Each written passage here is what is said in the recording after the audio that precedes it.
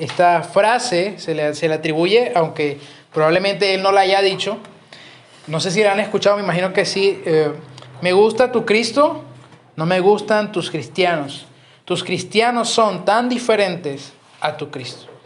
Esto se le atribuye a Mahatma Gandhi. Gracias. También el filósofo alemán Nietzsche, en su libro El Anticristo, dice: ya la palabra cristianismo es un malentendido. En el fondo no ha habido más que un cristiano, y ese murió en la cruz. Ahora, ambas frases cometen un error, y es el generalizar. Es decir, asumen, ¿cierto?, que todos los cristianos siguen ese patrón de incoherencia, es decir, de no vivir lo que dicen creer. Y eso es un error, no podemos asumir que todos son así, ¿no? Pero revelan algo común y a la vez preocupante, ¿no? Y es que es el pensamiento de muchas personas, que los cristianos son incoherentes, que no viven lo que dicen creer. Y hay una frase, o escuchamos muy a menudo, que no debe importarnos lo que los demás dicen de nosotros o piensan de nosotros. Pero yo creo que como cristianos la cosa cambia. A mí me parece que lo que dicen o piensan de nosotros es muy importante, porque puede ser un estorbo para la credibilidad del mensaje que llevamos. Les voy a poner un ejemplo. Imagínense que yo soy un vendedor de un producto que hace crecer el cabello mágicamente, pero yo soy calvo. Entonces, yo le voy a vender un producto que hace crecer el cabello, pero yo soy calvo, ¿cierto? Entonces, hay un problema ahí. Le está restando credibilidad a mi mensaje, que no es creíble eso. Es lo mismo. Si lo que los demás dicen o piensan de nosotros es algo equivocado, nuestro mensaje va a perder ese poder de convencimiento, va a perder esa credibilidad. Y a veces cuando escuchamos una crítica, lo primero que hacemos es que nos ponemos un escudo. Me están persiguiendo. Eso es porque soy cristiano. Me dicen eso porque yo soy cristiano. Se están metiendo conmigo porque soy cristiano. No pueden decir nada porque nos ponemos enseguida el escudo del victimismo. Me están persiguiendo. Pero no nos detenemos que quizá eso que nos están diciendo puede ser verdad. Y es importante escuchar la voz de Dios de esa manera. Porque Dios nos habla de nuevo de muchas maneras y aún por piedras. Por personas que quizás no son creyentes. Quizás nos están diciendo algo que nosotros mismos no nos damos cuenta. Y es verdad, y Dios necesita transformar eso en nosotros. Y si no prestamos atención, va a perder esa credibilidad el mensaje que llevamos. Porque nuestra vida habla más de nosotros y de Cristo que nuestras palabras. Nuestra vida habla más de nosotros y de Cristo que nuestras palabras. Vamos a leer 1 Pedro capítulo 2, versículo 11. Que va a ser la base del mensaje. Recuerden el título: llamados a la coherencia.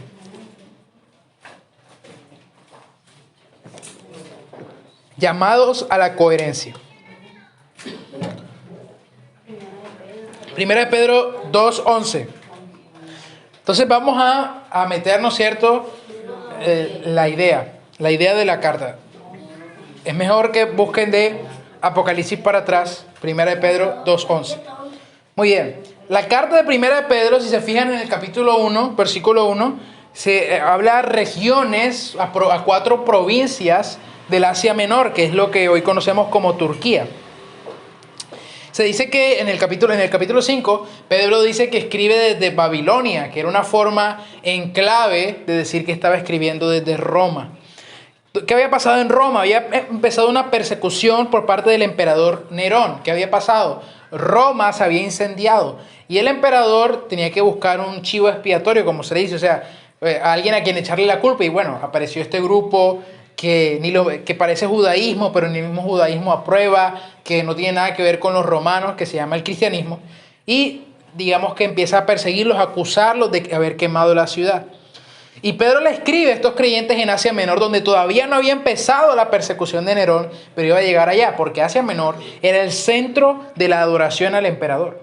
O sea, les está mandando una advertencia: para allá va eso. Lo que yo estoy pidiendo acá va para allá. Y la intención de la carta es mostrarle, llamar a los cristianos a mostrar que no son una amenaza para el imperio. decir, que no son lo que dicen que son, ¿no? Que les gusta incendiar cosas, que son caníbales, como yo mencionaba al inicio, que eran ateos, que eran incestuosos. No, le dice, marquen la diferencia. Y en la carta toca 3 temas. Primero, la identidad, del capítulo 1 al capítulo 2, 10, donde se dice que somos real sacerdocio, nación santa, pueblo adquirido por Dios, habla de esa identidad. Luego, los deberes, primero la identidad, es decir, quiénes somos, luego los deberes, es decir, cómo debemos ser, que es del 2:11 al 4:11, y finalmente la esperanza, es decir, quiénes seremos, desde el 4:12 hasta el 5:9. Si quieren profundizar un poquito más, ahí en el Facebook de la iglesia van a encontrar una serie completa que hicimos de Primera de Pedro. Entonces, vamos a estudiar hoy la sección central, es decir, del 2:11 al 4:11. ¿Cómo debemos ser? ¿Cuáles son nuestros deberes como creyentes en medio de un mundo hostil al mensaje que llevamos? ¿Y por qué es tan importante lo que otros piensan de nosotros? ¿Por qué es tan importante la coherencia en nuestra vida? Y vamos a verlo, esa importancia de la coherencia en 5 contextos. En 5 contextos, situaciones. En el mundo en general, en nuestro país, en nuestro trabajo, en nuestro hogar y en la iglesia. Solo quedándonos con Primera de Pedro, no vamos a salir de ahí. Bien, empezamos entonces desde el 2:11 al 12. ¿Cómo debe ser nuestro comportamiento en el mundo en general? Dice, amados, os ruego como a extranjeros y peregrinos que os abstengáis de las pasiones carnales que combaten contra el alma. Ojo, aquí no es filosofía griega de que el cuerpo quiere las cosas malas y el alma quiere las cosas buenas. No, aquí es resistan contra esa vida de independencia de Dios, esa vida contraria a Dios. Ese es el sentido. Mantened entre los gentiles una conducta irreprochable. Los gentiles son los no creyentes, ¿ok? A fin de que en aquello que os calumnian como malhechores, ellos, por razón de vuestras buenas obras, al considerarlas, glorifiquen a Dios en el día de la visitación. Ahora, qué interesante, y este pasaje creo que lo leímos la semana pasada.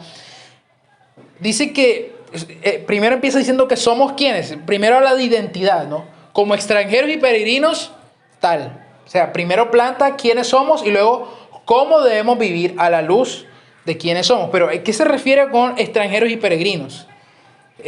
No quiere decir que no pertenezcamos al mundo físico, sino que no pertenecemos al sistema de valores de este mundo. Recuerden que la palabra mundo en la Biblia tiene muchísimos significados y uno de esos es el sistema de valores o de principios que gobiernan al mundo. Y Pedro dice, no, nosotros no pertenecemos a ese sistema de valores.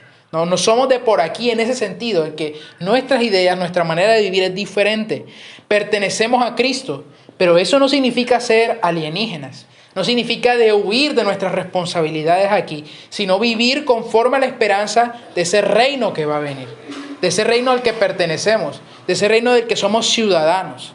Estamos llamados a vivir conforme a ese reino que estamos esperando, a vivir en coherencia con ese reino. Ahora, miren qué dice, a fin de que en aquello que os calumnian como malhechores, ellos, por razón de vuestras buenas obras, al considerarlas, glorifiquen a Dios. O sea, en esas mismas áreas, lo que les está diciendo, lo que leímos en el capítulo 4, lo mismo, en el capítulo 3, perdón, lo mismo, en esas mismas áreas de la que los acusan, ustedes marquen la diferencia. Miren qué interesante.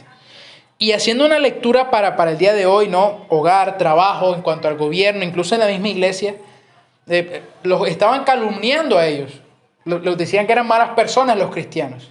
Pero Pedro dice, no, en aquellas mismas áreas van a marcar la diferencia, es lo que vamos a ver más adelante. ¿No? Pero ¿cómo lo leemos a la luz de hoy? ¿Cómo nos llaman a los cristianos? Intolerantes, homofóbicos, retrógradas. Pero Pedro los llama, en esas mismas áreas, convenzan a los calumniadores de que son todo lo contrario. En esas mismas áreas, en eso mismo. En vez de que intolerantes puedan ver que queremos compartir el amor de Jesús. En esas mismas áreas. En vez de legalistas puedan ver que nos preocupamos por madres e hijos. Leía yo una publicación de Estados Unidos donde decía que, saben que allá quitaron la legalidad del aborto en la mayoría de los estados y otra vez lo están legalizando, ¿no? Por estado. Y en los estados que todavía sigue siendo ilegal son los que menos apoyan a madres e hijos en términos económicos. Hay un problema de coherencia. Claro, queremos defender la vida, pero no la estamos apoyando en verdad. Aunque también si esos mismos recursos de clínicas y demás para acabar con los niños se invirtiera en hogares de acogida, por ejemplo, la cosa sería muy diferente. Pero ya eso es otra cuestión. Lo importante es nosotros desde aquí, cómo podemos en esas mismas áreas en que nos calumnian, transformar la imagen que tienen de nosotros.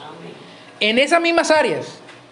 No es en otras áreas. En esas mismas áreas en que somos calumniados, estamos llamados a marcar la diferencia. Miren el capítulo 4, versículo 8. Capítulo 4, versículo 8. Continuando con esta idea.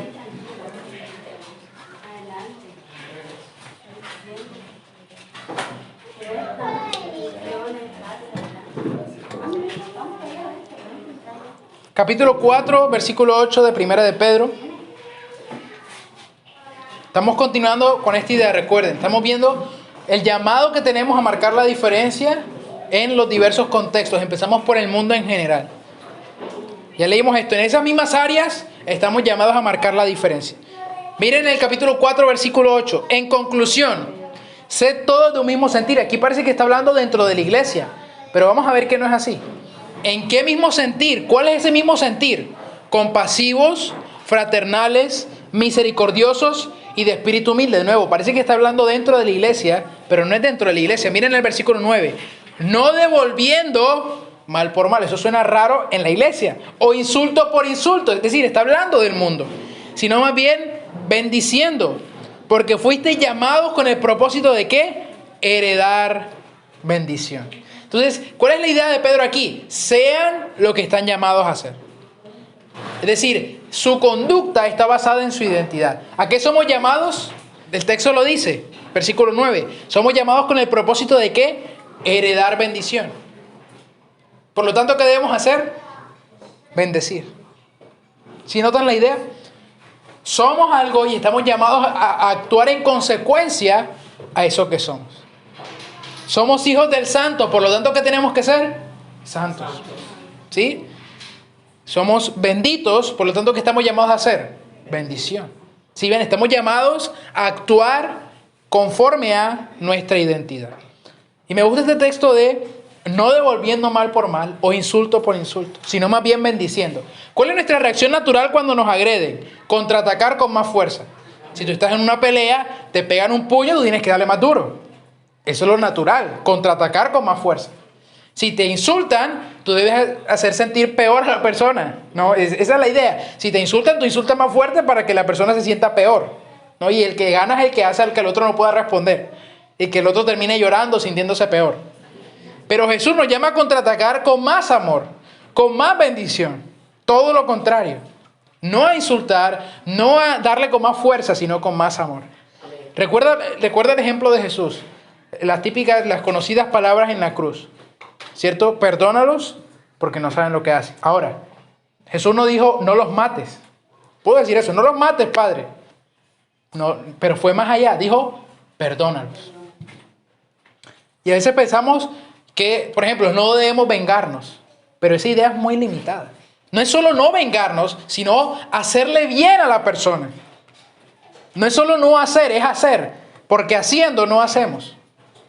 Es decir, si yo no es solo no vengarme, sino a darme.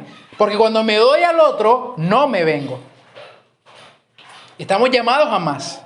No a devolver, sino a devolver con más odio y ataque, como veíamos en esas áreas, recuerden, capítulo 2, en esas áreas en que nos calumnian, no estamos llamados a contraatacar con más fuerza. Entonces nos insultan y nosotros vamos a seguir insultando. No, sino a mostrar que somos diferentes, amando, apoyando, transformando nuestro contexto, en lugares en los que estemos, en el mismo mundo en el que estamos. Estamos llamados a marcar la diferencia. Y eso es importante. Veía yo unas imágenes también de personas que se ponen con pancartas en las calles, ¿no? Y si tú eres homosexual te vas a ir al infierno. Eso es verdad. Pero ¿quién va a querer escuchar el mensaje del evangelio con esa presentación? Yo no creo que usted le haya predicado así. Oye, chismosa, te vas a ir al infierno, te va a llevar el diablo. No. El mensaje de Jesús empieza con la transformación. Hay juicio, por supuesto, pero el juicio no es la idea no es escapar del juicio, sino ser salvado. ser transformados. Pero también estamos llamados a marcar la diferencia, ya vimos, en el mundo, pero también en nuestro país. Miren el versículo 13 del capítulo 2. Continuamos ahí en el capítulo 2, versículo 13, en nuestro país. Y esto me parece muy importante, sobre todo con lo que ha pasado últimamente. Dice, ojo con esto, someteos por causa del Señor, ojo con esa frase, por causa del Señor, ¿a qué? A toda institución humana, ya sea el rey como autoridad o a los gobernadores como enviados por él para castigo de los malhechores y alabanza de los que hacen el bien. Porque esta es la voluntad de Dios, que haciendo bien hagáis enmudecer la ignorancia de los hombres insensatos. Andad como libres, pero no uséis la libertad como pretexto para el mal, sino empleadla como siervos de Dios. Honrad a todos, amad a los hermanos, temed a Dios, honrad al rey. Wow. Importante. Miren lo que dice. Sométanse ¿por quién? ¿Por causa de qué? ¿Por quien está en el poder? No. Por causa del Señor. Por causa del Señor, sométanse a esas instituciones. Porque dice que los gobernantes son instrumentos, versículo 14, para juzgar el mal y recompensar el bien. Juzgar el mal y recompensar el bien. Y esto es importante porque no depende de qué tan bien nos agrade el gobierno, que tan bien nos caiga el gobierno, sino que todas las decisiones que tengan la intención de castigar el mal y promover el bien deben ser obedecidas. Siempre que las leyes tengan esa intención deben ser obedecidas. Y ojo que le estoy diciendo la intención, no que el gobierno sea bueno, sino las leyes. ¿Cuál es la intención de las leyes? Aunque sea un gobierno corrupto, si promueve leyes buenas, hay que someterse a esas leyes. Por causa del Señor, nuevamente, por causa del Señor. Por ejemplo, promulgan una ley y nos ponen un impuesto.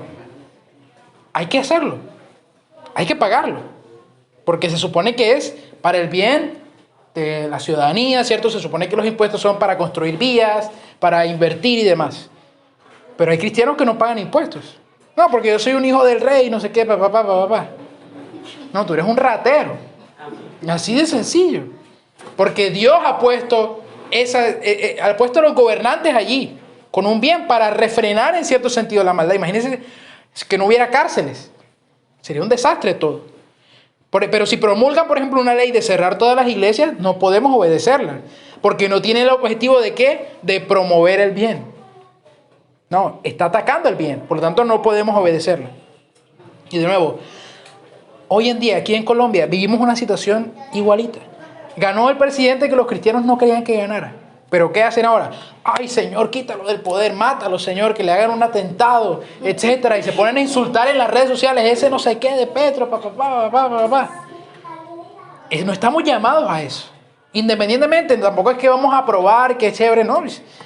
A mí no me gustó, por ejemplo, que haya ganado. Pero ni modo. ¿Qué hay que hacer ahora? Orar para que tome decisiones adecuadas. Dice en primera de Timoteo, dice Pablo, alcen sus manos en todo tiempo y oren por los que están en el poder. Y en ese tiempo, en el poder, había gente opresora, malvada. Y Pablo dice, oren por ellos. Y estamos llamados a lo mismo. ¿Estamos orando nosotros por nuestros gobernantes? ¿O nos dedicamos simplemente a criticar? Ay, es que ya van a meter eso, ya van a hacer esto, ya van a hacer lo otro. Pero si no estamos orando, ¿qué queremos que pase? Y estamos llamados a eso. Hay cristianos que por la política se ponen a insultar a otros. Una cosa increíble. La política los saca de sus casillas. Son más políticos que creyentes. Y en las redes sociales se ponen con sus ideas y demás. Cuidado. Eso se termina convirtiendo en un fanatismo, la política. Bueno, tampoco es que ignoremos toda la política, no. Hay que tener un pensamiento político, pero eso tampoco nos puede llevar a contradecir nuestros propios principios como creyentes.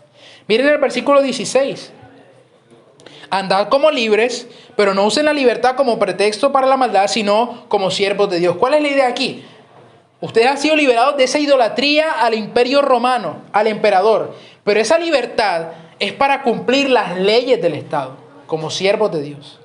No es para que ahora se rebelen contra todo el gobierno porque ya no pertenecen a ese imperio, no. Somos extranjeros y peregrinos, pero tenemos también una responsabilidad aquí con las instituciones humanas. ¿Por qué? Por causa del Señor. Por causa del Señor. Pero también hay un tercer contexto. Continuamos la lectura, versículo 18, en el trabajo o en nuestros estudios, por ejemplo. Versículo 18 del capítulo 2. Siervos o trabajadores, vamos a ponerlo en términos actuales, estad sujetos a vuestros amos o jefes con todo respeto. Ojo con esto. No solo a los que son buenos y afables, sino también a los que son insoportables. Porque esto haya gracia, si por causa de la conciencia, recuerden, conciencia es compromiso a la verdad. Si por causa del compromiso a la verdad ante Dios, alguno sobrelleva penalidades sufriendo injustamente, porque esto haya gracia, si por causa de la conciencia ante Dios, alguno sobrelleva penalidades sufriendo injustamente. Pues, ¿qué mérito hay si cuando pecáis y sois tratados con severidad, lo soportáis con paciencia? Pero si cuando hacéis lo bueno, sufrís por ello y lo soportáis con paciencia, esto haya gracia con Dios. Porque para este propósito habéis sido llamados. Pues también Cristo sufrió por vosotros, dejándonos ejemplo para que sigáis sus pisadas. El que no cometió pecado, ni engaño alguno se dio en su boca, que cuando le ultrajaba no respondía ultrajando, cuando padecía no amenazaba, sino que se encomendaba a aquel que juzga con justicia. Y él mismo llevó nuestros pecados en su cuerpo sobre la cruz, a fin de que muramos al pecado y vivamos a la justicia, porque por sus heridas fuisteis sanados. Varios puntos aquí. El primero, versículo 19. No solo a los que son buenos. Nuestra conducta no depende de quién está al frente, sino de quién nos ha llamado. Ay, es que mi jefe no es cristiano, entonces no voy a hacer nada. Ay, es que mi jefe es terrible. No es por tu jefe, es lo que leímos antes. ¿Por causa de quién? Del Señor. Por causa del Señor. Y a veces muchos cristianos se viven quejando de su jefe. Todo el día, todo el tiempo. Pero no hacen las cosas. Si Dios te ha puesto ahí es por algo. Y estás llamado a obedecer a ese jefe sin importar si es bueno o malo. Porque de nuevo, no importa quién está al frente, sino quién te ha llamado. ¿Recuerdan lo que dice Colosenses? Como si fuera para el Señor, porque en verdad es para el Señor. Y eso incluye a nuestro jefe. Obviamente hay límites, obviamente, ¿no? Si una persona, un jefe que golpea a sus empleados, obviamente tú no estás llamado a quedarte ahí. Pero obviamente hay conductas que aunque no nos gusten y aunque sean malos jefes, Dios nos ha puesto ahí. Y estamos llamados a obedecer. Y eso es preocupante porque dicen, yo no contrato cristianos porque son los peores. ¿No han escuchado eso? Es una cosa terrible. Y es doloroso que digan eso. Una vez yo decía en una prédica que a veces los cristianos no pagan y por eso no les arriendan las casas. Y una señora se paró y se puso brava y empezó, eso no es así, no volvió más. En plena prédica, sí. Estábamos allá en el otro lugar y me acuerdo yo. Pero es verdad. Es verdad y es algo triste. Dice que si sufrimos injustamente, y a veces pensamos que todo sufrimiento es malo. No, es natural. Si hacemos el bien, es natural que suframos. Porque este sistema de cosas no está acostumbrado al bien, sino al yo, a lo que me conviene a mí. Y hay que sufrir, mis hermanos. Toca. Hemos sido llamados a eso, no a buscar el sufrimiento, pero sí a hacer el bien. Y hacer el bien nos va a causar problemas. Eso es así. Nos va a causar problemas, pero sufriendo estamos venciendo. Recuerda lo que dice Apocalipsis, lo vencieron al dragón por la sangre del cordero, por la palabra del testimonio y no amando sus vidas hasta la muerte. ¿Cómo vencieron al dragón? Dando su vida. Parece una contradicción. Y estamos llamados a eso y la iglesia está llamada a eso. Hasta el fin, hasta que Jesús vuelva a padecer persecución. Pero estamos llamados a seguir, aunque suframos injustamente. Pero dice Pedro, ¿qué mérito tienen, versículo 20, si cuando pecáis y sois tratados con severidad lo soportáis con paciencia? Ay, es que mi jefe me dice que yo no trabajo, pero si no trabajas, ¿qué te va a decir? Me está persiguiendo porque dice que yo no le entrego lo que tengo que hacer, el trabajo puntual. Pero si tiene razón. ¿Qué gracia tienes si sufres de esa manera? No tiene sentido, no es persecución, es irresponsabilidad de tu parte. Y tu jefe tiene que regañarte porque es tu trabajo y no lo estás haciendo. O en el colegio de pronto, ay, el profesor me tiene la mala. Pero si no hace la tarea, no te va a salir con una sonrisa. Estamos llamados a cumplir nuestras responsabilidades en nuestro trabajo. Si usted entra a una hora, usted tiene que llegar a la hora que entra, no media hora después. Porque yo soy hijo del rey, entonces puedo hacer lo que se me dé la gana. No. Usted tiene un horario de entrada y un horario de salida y tiene que respetarlo, porque ese es su trabajo. Si no, eso es mal testimonio. Y ni siquiera, no solo es mal testimonio, es desobediencia al Señor. Porque está llamado a obedecer esas leyes ahí. Y aunque no te vean, estás desobedeciendo al mismo Señor. Pero también habla de Cristo como nuestro modelo. Dice, dejándonos ejemplo, versículo 21, para que sigamos sus pisadas. ¿Qué hizo Jesús? Hizo el bien. Y fue perseguido por eso. Y a pesar de todo lo que hizo, de todo lo que le hicieron, no se vengó, no insultó, sino que nos salvó. Nos hizo el mayor bien que nos pudo hacer. Si sufre por hacer el bien, da gloria a Dios. Porque eso quiere decir que estás siguiendo el ejemplo de Jesús. Si te persiguen por hacer lo bueno, glorifica al Señor. Porque eso es una buena señal de que estás haciendo lo que es correcto, lo que es debido. Dios se encargará de hacer justicia, pero a nosotros nos toca vivir justamente. A veces queremos invertir las cosas. Yo hago justicia y Dios que viva con justicia. No. Dios se encarga de la justicia. Y si tu jefe es injusto contigo, Dios es el que va a hacer justicia. Pero tu llamado es seguir haciendo lo que Dios te ha llamado a hacer en tu trabajo. Así de sencillo. Cuarto, en nuestro hogar, capítulo 3. Dijimos, nunca había hecho esto de resumir, pero creo que va bien por ahora. Capítulo 3, versículo 1, en nuestro hogar. Cuarto contexto. Quiero explicar esto porque parece, y esto se usa, ¿no? Que la Biblia es machista y demás. Vamos a verlo y van a ver que es todo lo contrario. Dice, asimismo vosotras, mujeres, después de hablarle a los siervos, le habla a las mujeres. Estad sujetas a vuestros maridos. De modo que si alguno de ellos son desobedientes a la palabra, ¿qué quiere decir eso? Que no eran creyentes. Es decir, esposos que no eran creyentes. Puedan ser ganados sin palabra alguna por la conducta de sus mujeres al observar vuestra conducta casta y respetuosa. Aquí hay que entender un poquito el contexto. Como aquí la mayoría de las personas en la iglesia eran mujeres. Esclavos y mujeres eran la mayoría en la iglesia cuando inició. Y en el Imperio Romano uno de los valores más importantes era la sumisión de la mujer a su esposo. Era uno de los valores más importantes. Y toda mujer romana, de la cultura romana, debía someterse a su esposo. Y eso incluía la religión de su esposo. O sea, la misma religión del esposo tenía que seguirla a la esposa porque era parte de esos valores. Pero claro, las cristianas tenían un problema, porque no podían adorar lo mismo que el esposo. Era un problema. ¿Cómo hacemos para seguir viviendo nuestra cultura, pero siendo fieles al Señor? Y Pedro les da un consejo inteligente. Bajen las tensiones, bajen la hostilidad, o sea, el rechazo al cristianismo. No le dice, sigan a sus esposos en el paganismo, pero él dice, sométanse a ellos. Es decir, guarden las normas culturales para que vean que el cristianismo no es una amenaza al hogar. ¿Sí ven lo que está diciendo? De nuevo, esto es muy cultural, ojo con esto, muy cultural. Y hay que entenderlo. El consejo de Pedro tiene sentido en ese contexto. Que no las vean como que las cristianas son, mejor dicho, destructoras de hogares. Pero también vivan en santidad. No sean infieles al Señor, pero sométanse a sus maridos. O sea, sigan los valores de Roma.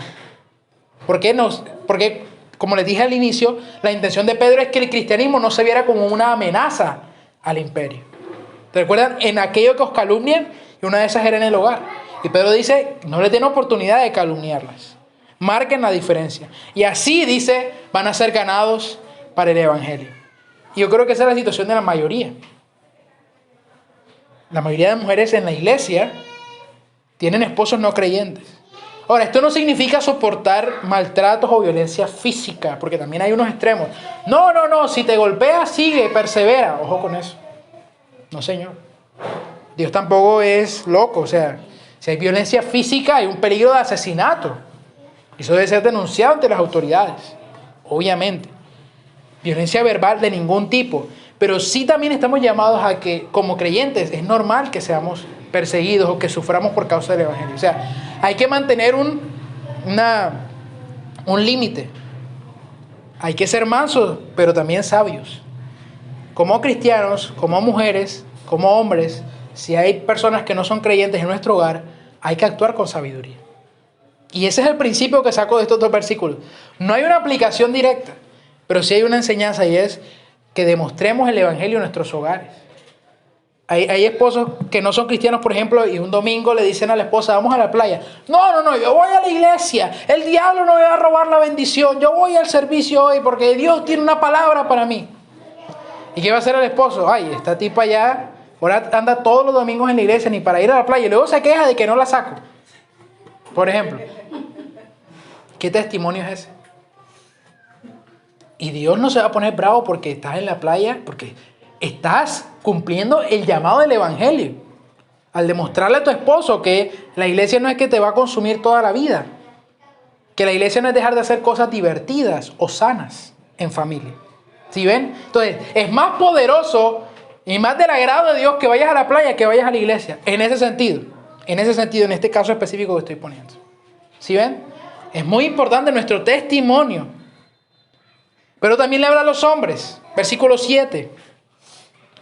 Pero aquí cambia la situación. Aquí no es hombres con esposas no cristianas, sino hombres con esposas cristianas. Miren lo que dice.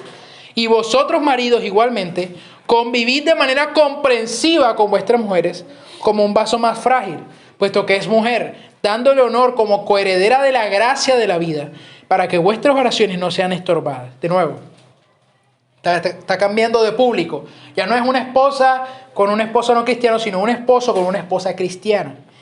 Primero le dice que sean comprensivos con sus esposas. Den su vida por ellas, dedíquense, esfuércense por ellas.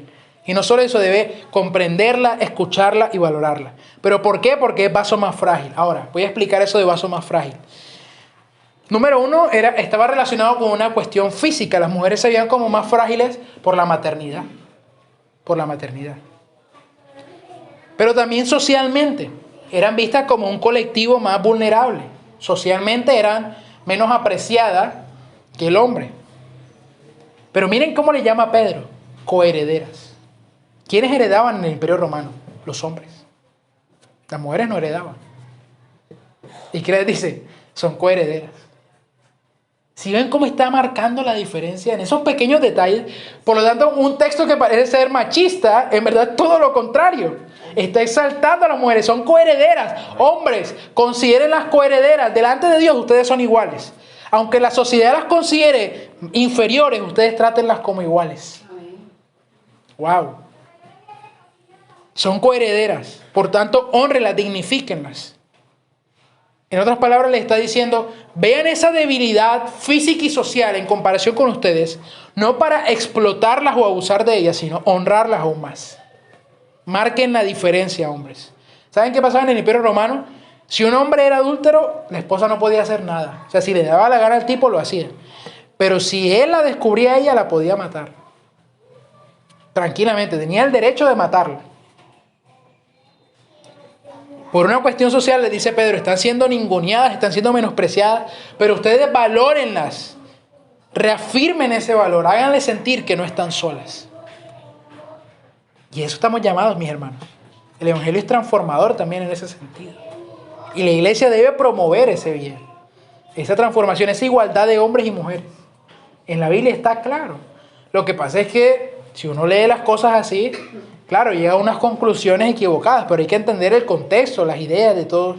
¿Cuál es la situación en la que se está escribiendo?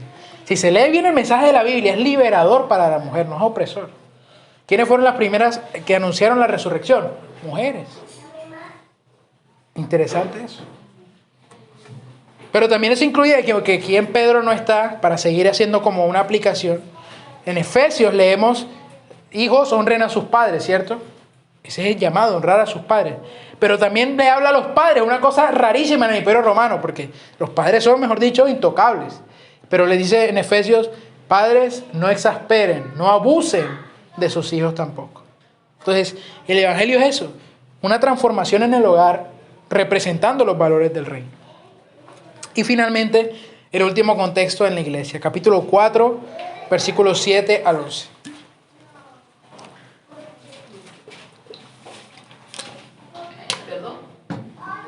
Capítulo 4, del versículo 7 al 11, de Primera de Pedro.